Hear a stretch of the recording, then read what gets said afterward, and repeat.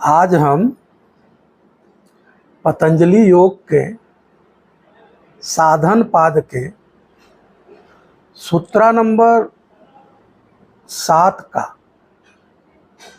व्याख्या करने की कोशिश करूंगा। तो सूत्र नंबर 7 यह है, सुखानुसयी रागः। इसका क्या मतलब हुआ? इसका मतलब हुआ कि सुख के अनुभव के पीछे आने वाला क्लेश राग है। तो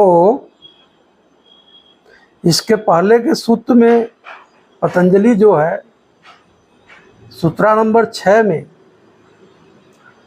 अस्मिता नामक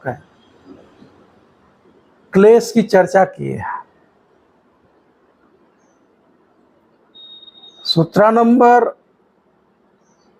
7 में राग नामक क्लेश की चर्चा कर रहे हैं। तो राग का मतलब क्या हुआ?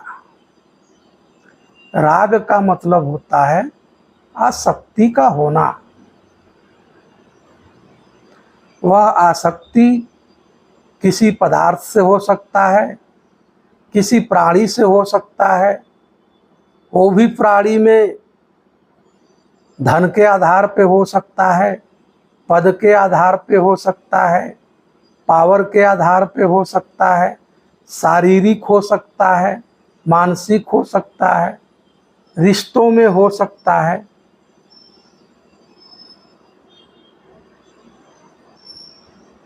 तो किसी प्राणी के या किसी पदार्थ के भोगते समय जब मनुष्य के अंदर उसको सुख की अनुभूति होती हो उस पदार्थ से, तो उसको उस पदार्थ से बार बार उस पदार्थ को भोगने की आकांक्षा होती है। जब वह पदार्थ नहीं मिलता है तो वह राग बना लेता है। उसे राग नामक क्लेश कहते हैं। वो होता क्यों है? अविद्या के कारण होता है। अविद्या के कारण मनुष्य सोचता है कि जो हमें सुख मिल रहा है वो पदार्थ से मिल रहा है। वो उसके पीछे चला जाता है और जब वह नहीं मिलता है तो वह व्यक्ति दुखी होता है या उसके लिए संघर्ष करने लगता है, अपनी ऊर्जा को तोड़ता है।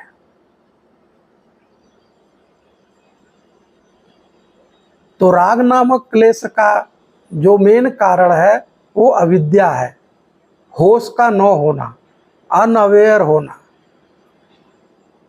जागरूकता का अभाव, जागरूकता की कमी। उसको ये नहीं पता कि वो कौन है। वह एक चैतन्य सत्ता है। और जब चैतन्य सत्ता यह भूल जाए कि मैं चैतन्य सत्ता हूं तो वह कहीं भी आसक्ति बना लेता है। आसक्ति के फिर कारण उसको दुख होता है। अविद्या के कारण आसक्ति, आसक्ति का मतलब अटैचमेंट।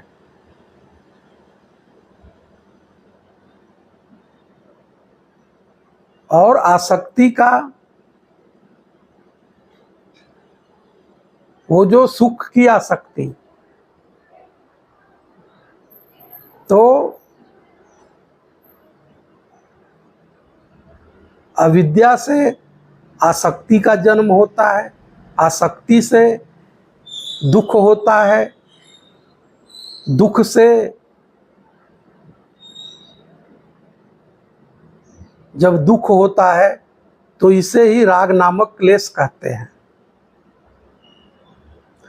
फॉर एग्जाम्पल, किसी की प्रेमिका या किसी की पत्नी, उसके रिश्ते थे और उस रिश्ते में उसे सुख मिलता था, फिर किसी भी कारणवश संबंध विच्छेद हो जाना या उसकी मृत्यु हो जाना, बिछड़ जाना, तो वो सुख के पीछे जाता है कि वहाँ से ये सुख मिलता था। अब वो सुख नहीं मिल रहा है, वो लगातार भोगना चाहता है, उसके अंदर लगातार भोगने की इच्छा मौजूद होती है, डिजायर होते हैं, एक्सपेक्टेशन हो जाते हैं।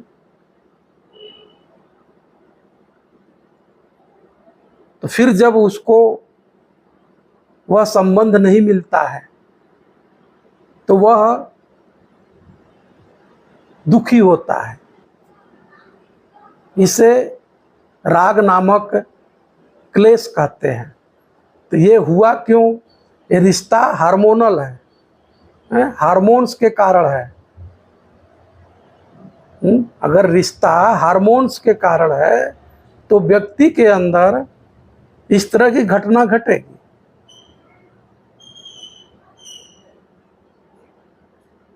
तो ये हुआ क्यों? एक तो हार्मोनल कारण है, दूसरा कारण है अविद्या, होश का न होना। जब व्यक्ति होश में नहीं होता तो आसक्ति बनाता है, अटैचमेंट बनाता है। जब अटैचमेंट बनाता है तो वह दुखी होता है, जब दुखी होता है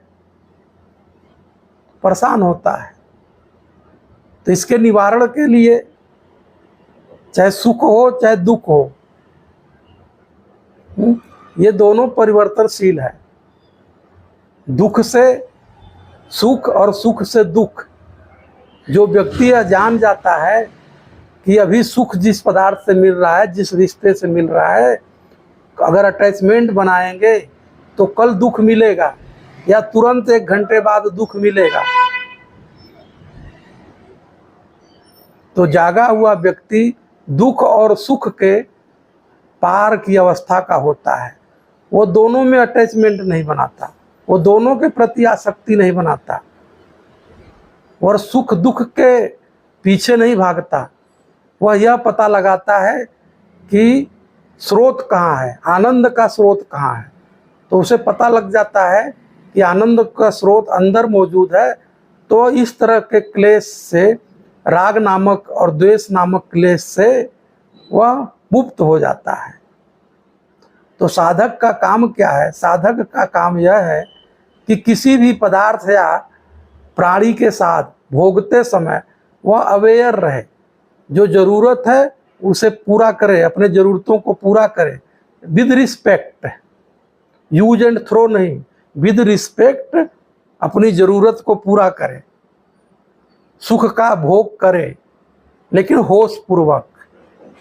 अटैचमेंट न बनाएं, आसक्ति न बनाएं। अगर आसक्ति बनाएंगे तो परेशान होंगे, सफरिंग बढ़ेगी। जितना ज़्यादा अटैचमेंट, जितना ज़्यादा आसक्ति, उतना ज़्यादा दुख होगा। वही सुख दुख में बदल जाएगा। अगर आप अवेयर होते हैं, अगर आप होश में होते हैं, तो वो सुख कभी दुख में फिर नहीं बदलेगा। आपको ये पता लग जाएगा कि सुख कैसे लिया जाता है, सुख को कैसे फेस्टिवल बनाया जाता है।